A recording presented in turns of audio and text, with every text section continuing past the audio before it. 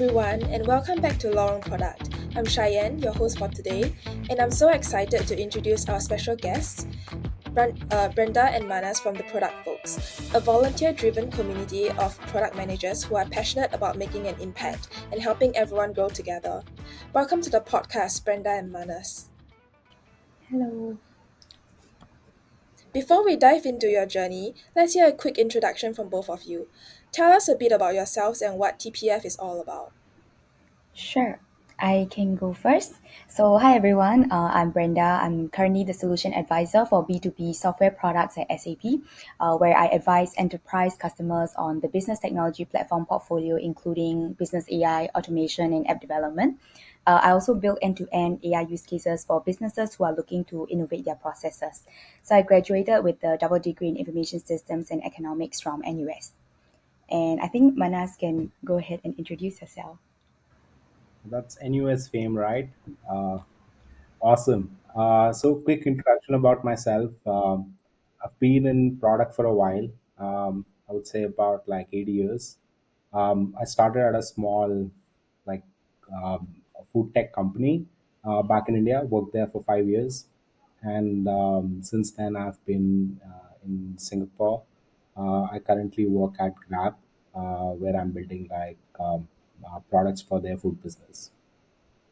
Awesome. Let's have also a quick introduction about the community that we represent, the product folks. Brenda, do you want to go, give a Sure. background about the Okay, community? okay, sure, sure. So a little bit about the product folks. It's a global volunteer-driven community of PMs and also product enthusiasts who are passionate about making an impact and building products. So both Manas and I are part of the core team of TPF Singapore, and we organize offline networking events called TPF Grab Chai. So we actually have Grab Chai run in multiple cities worldwide, from like US to Dubai, Berlin, and of course Singapore as well. So we have a wide range of events, from like maybe panel discussions to bringing the community together to talk about like product myth, etc. Yeah. Manas, anything you would like to add on, please go ahead. Yeah, pretty much. And I think it's also a very interesting time that's happening in product right now, with all the cool things that Brenda spoke about, using AI in various of, her work. We're seeing a lot of interesting ideas, come in these meetups.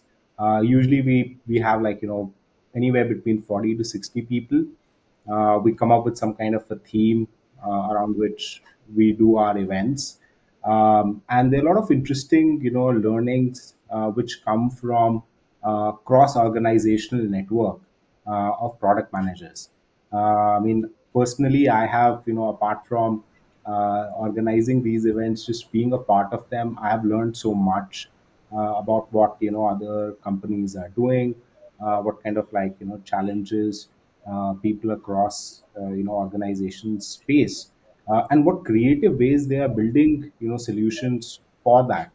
I think it's a great way for someone who's looking to get into product, or within product, like want to get better at their day-to-day job. I think it's these meetups are opportunities of learning a lot of new ideas. That sounds great. Perhaps we can start hearing from Brenda's journey first. Please share with us what motivated you to pursue a career in product management, as well as an overview of your journey in product management so far. Sure. So I think compared to Manas, I'm pretty more like junior in the field, about 2 years or 3 years of being in this like B2B product space. So why I'm interested in PM is that I've always been drawn to roles that require like interdisciplinary thinking and also cross-functional collaboration. So when I first discovered PM at the end of my second year in university back in 2020, I was very, very fascinated because it's just a very nice sweet spot at the intersection between tech, business, and design. And also, secondly, I also believe that career shapes a huge part of who we become, like as adults, because we spend most of our like time awake on like during our work, right? So I think being a PM also helps to develop skills like critical thinking, decision making, problem solving skills, which are all of those skills that I want to cultivate in myself as a person as well. So I think the more I get to know about PM and the more I do, I feel like it's a very rewarding career to pursue. And in terms of my journey in PM, when I was first interested in it, it was really very challenging actually to get my first PM internship straight away, because usually for PM roles you require experience, and then to get experience you also need to have the knowledge. So it's like kind of a chicken and egg kind of problem. So how I started out was I tried to, maybe it's like a knowledge or skill in itself. So I'll first learn maybe the theoretical concepts first, and then I'll try hands on. So I first gathered like those theoretical knowledge through the courses. There were a lot of like sharings from different companies back then in, I think, 2020, 2021, about this. I think PM was pretty new and becoming popular kind of role in Singapore then. So I attended lots of sharings. I participated in product challenges and hackathons that give me a taster of how a product lifecycle can look like. Then I first got my first hands-on PM endeavor in my year two summer. So I got a internship role at a US-based startup. It was an automation company, and concurrently, I also got a volunteer role as the global product manager in Bridges for Enterprise. So that's a nonprofit as well. So both of those roles, I think, were very complementary, because in my internship, it was a more technical PM where I worked with APIs, integrations. Whereas for my volunteer role, I was building an internal resource management system. So there is a web app, and there were designers, product managers, etc. So I think it was a very complementary role where I saw two different types of like product management at the same time.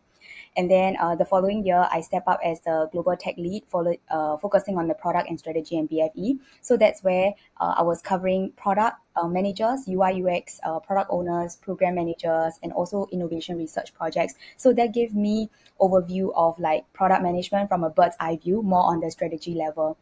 And then after a year there, I kind of missed building like hands-on product work, like bringing the product from scratch to like launch. So I joined Google's Developer Student Club as the head of product, where I led a project to build e-commerce style donation platform for Food Bank Singapore. So yeah, and I think that nicely gives me different flavors of like product management at different levels and different types of PM. And just before I converted full time in my current company, I was fortunate to be given the opportunity to go to San Francisco for a PM internship. So that opened my views to another different type of PM. It's called process PM. So that's where I was looking at the onboarding process of users. So it's no longer just one product, but it's multiple products, but customer journey across how they navigate different products. So that's another different type of like PM that I saw. So I think through this journey of like different internships, skills-based volunteering opportunities, and also even through like being part of product communities like TBF, I discover new types of PM and the interesting work that different types of PM do every day. So that's just an overview of my PM journey so far. Thanks for sharing with us your journey, Brenda. Let's also hear from Manas how breaking into product management was like for him. Oh yeah, for sure. I think just listening to Brenda's story, I feel like there's so much structure to the whole madness that her journey had, and I think it's probably also like different time because back when I started, into product, there weren't like so structured opportunities or even like organizations like the product folks. So like for me, it was just very accidental. I was working at a startup, for an internship, and I was into like development, and I actually came there as a software developer, and then it was a startup, and I was building the product, and I was asking myself like, we have this cool technology, but why do people not use it? So so I just like figured out what product was really, and in that like path, for me, like learning about product has been pretty much about like looking at good companies and seeing like what do they do. Like I was a big fan of Stripe, Shopify, so look at like their design ethics and try to like wear the hat of a designer, and then try to like do something on Sketch. Sketch was like the previous version of Figma. So for me, like it was just like hustling and trying to make that product work. So yeah, that's how I got into product. But if you ask anybody who's a product manager what is like your background story, everyone will have like a unique response. So that's actually the beauty of it. Like, it's a generalist role, so people from different walks of life actually come, become product managers. And it's also a growing role. Lot of new innovations happening in tech across the board, and you need more product managers and like an engineering manager combinations to run technical teams. That sounds like an exciting journey. Moving on, Manas, perhaps you could share with us what was the most eye opening or insightful experience that allowed you to level up your understanding of product management. Yeah, so I think there's no one insightful moment. I would say there have been like plenty of them. One of the things I feel as a product manager, to answer your question, what we do across like small organizations, or today like I work at bigger organization, is looking at like what your users are doing. So I feel like user testing and like really going and seeing like someone use your product is the best way of like really learning what the product is solving and how you can make it like do its job better. So for me, like, that has been a big, I would say, like, guiding philosophy into product management, and it has come up from like all these small experiences of actually going and like seeing people use the product. Sometimes when they use and they say, oh, this makes sense, like you get like an insight and you're like, okay, what I'm doing, my experimentation works. But when it does not, they also are so brutal in like rejecting it. So to get like that validation of what you are thinking and what you're experimenting is also what people want, is something which I feel are like the small moments that help me build this perspective around product. I'm curious what Brenda thinks. Yes, totally agree with you, Manas. It's a little difficult to find one exact moment because a lot of things, when we put together different experiences and when we are prompted to like pull together, connect the dots, that's where I think learning happens. So I would say one kind of like eye-opening, insightful learning realization I had was actually during one of our Grab Chai events. It was like Mythbuster. So there was this myth. I was the one who created it, but at the same time, I was also participating in that myth busting process. So there's a common conception called like product managers are like mini CEOs of their product. So it is supposed to be correct, but at the same time, it's also a myth. Then that's where I think we had to try different experiences, hearing from different PMs led me to kind of synthesizing my learning. And the kind of conclusion, it might be wrong or right, but at this point, what I believe is that there is truth in that. Product managers are mini CEOs, but only when you are at a level where you can define product vision, set priorities, and make critical decisions. Otherwise, I think at the kind of junior level, when you are like building and shipping features, is a lot more about execution rather than like being a CEO per se. So that's my current like synthesis of learning for now. Yeah, and I think the learning came where I hear different like common experiences that PMs share about how they don't really have direct authority over most teams that they work with.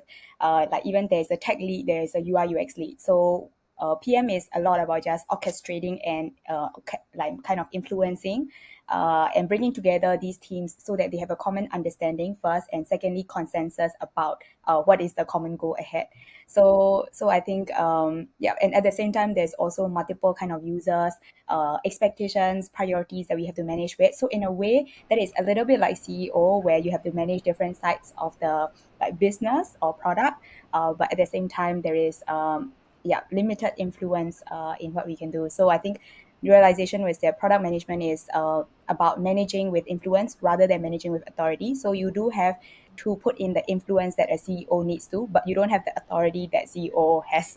So it's not an easy task, and it may not always give us like immediate satisfaction, like maybe writing a code and building an app, but it's a meaningful skill that makes PM unique and rewarding. So, and I think PM is where like even as a junior, we get to influence. So not every role gets this opportunity. So that's where I think, yeah, I that's kind of a very satisfying kind of learning or insightful experience that I got during one of our events when we were having that discussion. That sounds very insightful. Thanks, Manas and Brenda, for sharing with us your experiences. Now, moving on to your involvement with the product folks. Brenda, could you tell us more about how you first got involved with TPF and what drew you to the community? Sure. So back in university as well, I like being part of tech volunteer communities because a lot of them, though they were a large part of my learning about PM outside of school, because that time there were no structure like courses or modules about product management. So being in tech volunteer communities like Developer Student Club, Bridges for Enterprise, that's where I developed a lot of the theoretical and also hands-on experience. And at the same time, community building also gives me a lot of like joy and meaning in my undergrad. So when I graduated, I thought, okay, maybe until six, work owns me, but after six, that's my life, and I want to kind of spend time being part of like-minded communities as well. So I reached out to my senior, who was one of the two first core team members that included Manas as well. So she invited me to attend TPF second event. At that time, when I joined, I felt that the energy was really very good. There were presence of product managers, enthusiasts, and all of us were very passionate about talking about product, and that's where I feel like I want to volunteer my time to like shape and grow this community, and it will be a very very meaningful kind of initiative that I can take part. So that's how I joined this TPF community in the Corti. How about you, Manas? I think my motivations was also pretty similar to Brenda. For me, like I had just come to like Singapore, and I did not have a lot of people who I could talk to about product, because most of like my previous colleagues were based out of India, and personally, I've actually learned a lot from conversations. I knew about the product folks from India because I had met one of their founders in some meetup, and I had always heard their name on social media. So I thought like when one of the guys I connected to at the product folks, who basically is also a volunteer, but for Bombay, he reached out, and I was like, yeah, I would have loved to have the product folks when I was starting out. So I mean, I just like the concept, and I thought like Singapore is a good place, and Surbhi was looking to actually like build this community, and she had built it a few times with other groups in Singapore. So we just had like our event just to see if like what people are talking about. It was the first event really did not have first or second, I would say first few did not have any theme associated to it. It was just like an open gathering. Like if you're interested to talk about product, let's come here and let's talk, right? And somewhere along the way we found really good and passionate people who became regular to our community, and also like our organization team grew. And now actually if you look at like our events, they look super polished, they're well thought out. Like we try to identify what are the topics that the community wants to listen about, prepare for them, and that basically I would say in almost 1 year now, actually a little over 1 year, 1 year 2 months, um, in Singapore. And I think like now we have quite a big community which regularly engages, and we always have like next one or two events lined up about what we want to do. So that's how I got introduced, and I'm super proud of like what this small community has been able to achieve. And I keep hearing positive feedback coming on LinkedIn from various people who attend the community. It's great to hear that TPF has enhanced your experience in the product space. What are some initiatives TPF offers and what are their intended impact? I'll let Brinda take that one. Okay, sure. So, as Manas mentioned, we have been running in TVF Grab Chai initiative. It's our all offline networking for about more than a year, and we have more than like 10 plus events so far.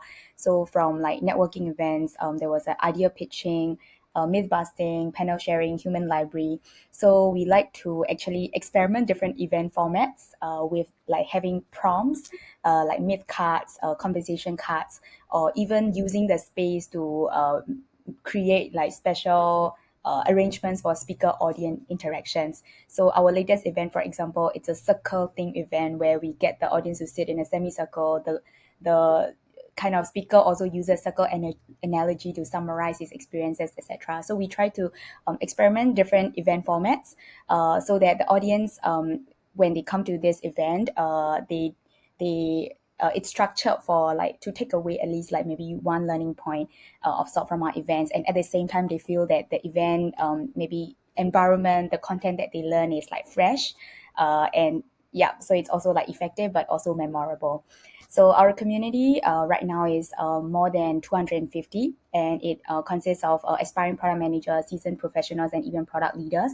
So we try to cater to content that can cater to any kind of like uh, experience levels, but at the same time also bring the audience experiences to the event. So give them opportunities to share their own experiences as well. So we bring together events that target different types of product managers. Anything to add on, Manas? Please feel free to. No, I think you covered it very well.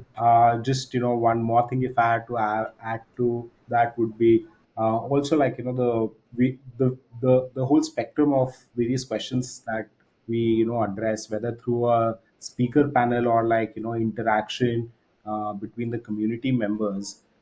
It's a wide variety. So starting from somebody who is today a university student and is looking to get into product manager, the kind of questions they have is on the lines of what skills you want to gain as a PM, what kind of like companies I can go to, who can give me like an opportunity which has an associate program, or things like that. And somebody who's like in their mid career, they are looking for questions which are how can I get to the next level, right? So we bring in these thought leaders into the whole mix, where they are able to like share their first hand experience with the community, and that really gives us as an opportunity to really learn and go back home thinking, today I got to know about something which I did not know before, right? So I think for us, like, that is our north star metric. And funnily, like, we were talking to one of the potential speakers, and he asked us, like, what is that you want to optimize for? And we were all like, yeah, I mean, we want to optimize for, like, having that experience when somebody comes to an event and goes back thinking, at least I got to know about some one new idea, right? So I think that has been a guiding light for us in terms of the kind of events we have organized. Yep, yep. And I think we keep also kind of iterate our learnings. So like what Manas mentioned, when the speaker prompted us, then we were like, okay, maybe we should consider TPF as a product as well, and then like be a product manager for the community like called TPF. So I think a lot of feedback from the community speakers that we gather and iterate so that we can improve on our operations and better deliver the intended results. It's great to hear that TPF offers a variety of initiatives hoping to help the community grow together. Brenda, you mentioned that TPF's Grab Chai initiative has been expanding worldwide, including in Singapore. Could you share more about how the initiative has grown and what makes it unique compared to other networking events? Sure. So first, about how the community has grown. So when TPF Singapore started in December 2023, right? I think our first event had around 15 to 16 PMs. That was, I think, the very first few events that I attended. And now we have about close to 300 members, slightly more than 270. And we are kind of oversubscribed for every event with more than 100 plus registrations and about 50 to 60 attendance rate. And our retention rate is great as well, with a lot of familiar faces and repeat attendees that we saw across like various events. So I would say maybe what makes our events unique compared to other networking events based on the audience feedback.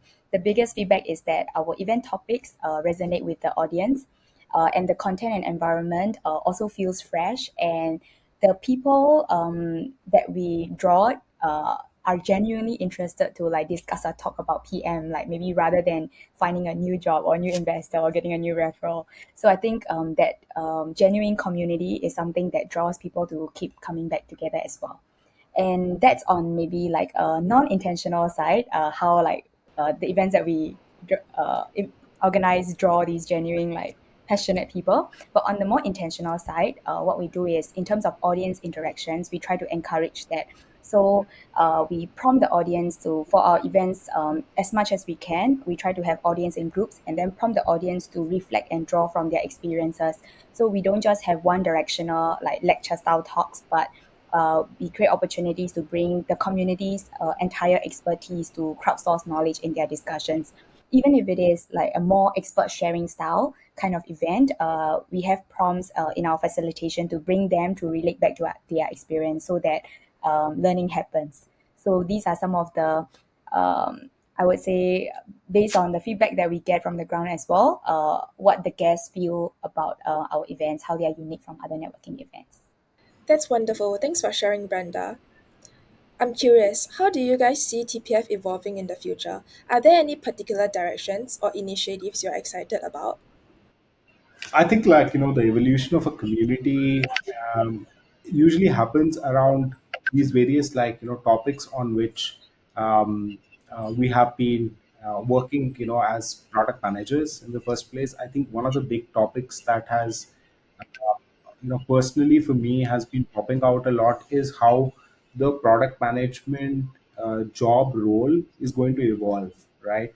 I think a lot of our speakers have spoken about this topic, and community members actively talk about various ways in which they are using AI today to partly automate or, like, semi automate their work. I think it's a very exciting period, in product, because the way, like, technology is evolving, the next few years are going to be very exciting, as we will see, like, how product as a function evolves. Does it become, like, very thin, where there are a lot of, like,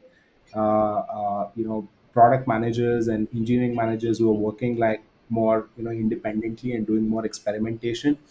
Somebody said at our event that, hey, product managers are going to do crazy number of experiments, because AI is writing code so well that if there is tools available in the future where prototyping becomes extremely easy, then would not the product manager just build it and then essentially experiment before they even go to a particular, like, team, and get engineers, designers, these folks involved. So if that happens, it's going to change the future of product management. And in all these times, as technology is evolving, we as a community, our vision is to just sort of like facilitate these conversations, and we're finding creative ways that Brenda told you about last year. We're experimenting with new things. Honestly, for most of us, it's the first time we are actually part of, like, running a community. So it's a lot of, like, learning from our community members who say, hey, this is a topic that really bothers us, and what we do is, like, take those insights, and as good solution creators, we go and try to, like, come up with these various events where we can get the conversation going.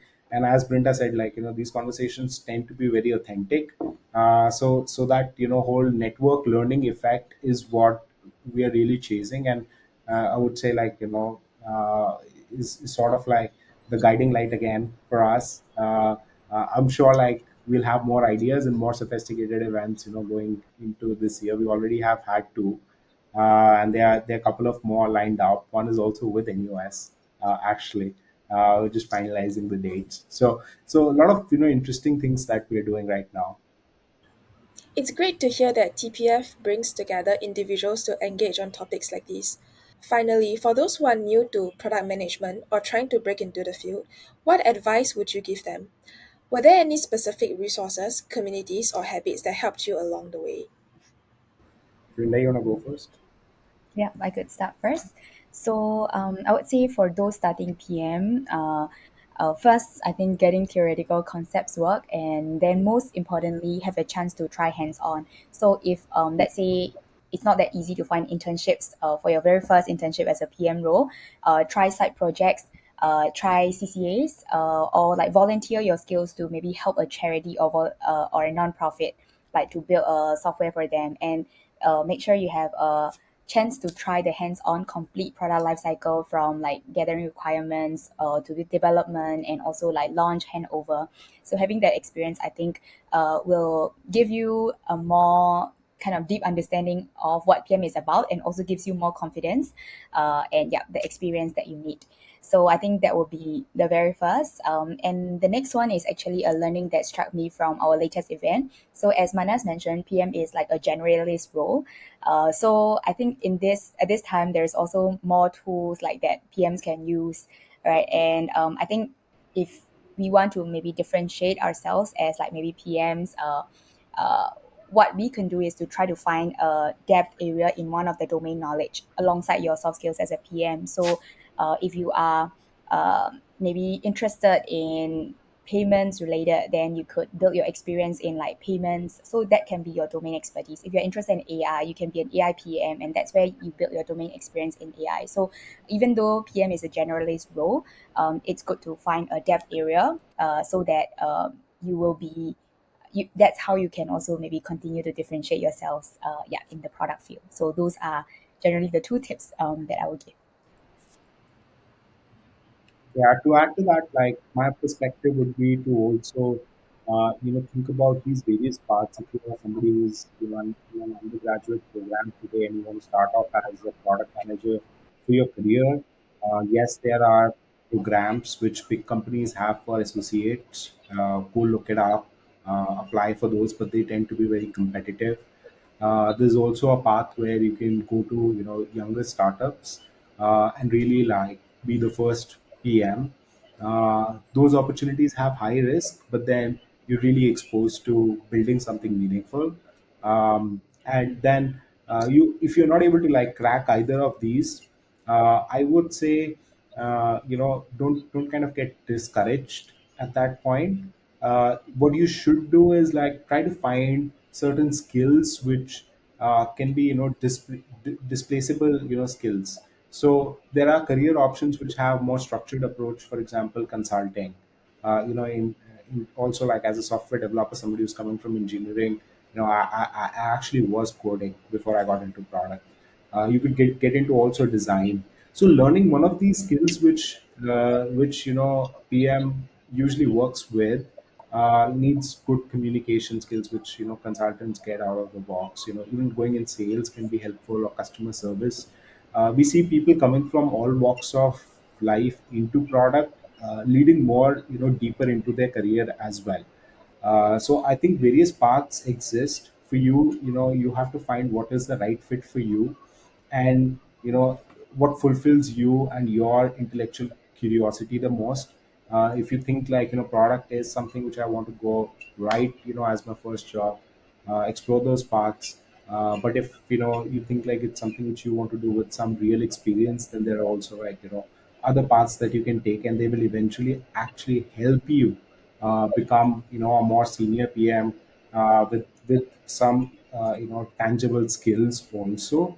So that's what looking back, if I was young, I would have given myself the advice. Thank you both for sharing such valuable insights with us today. It's been an amazing conversation, and I'm sure our listeners have gained a lot of useful takeaways. Before we wrap up, would you like to share where our listeners can connect with you or learn more about the product folks?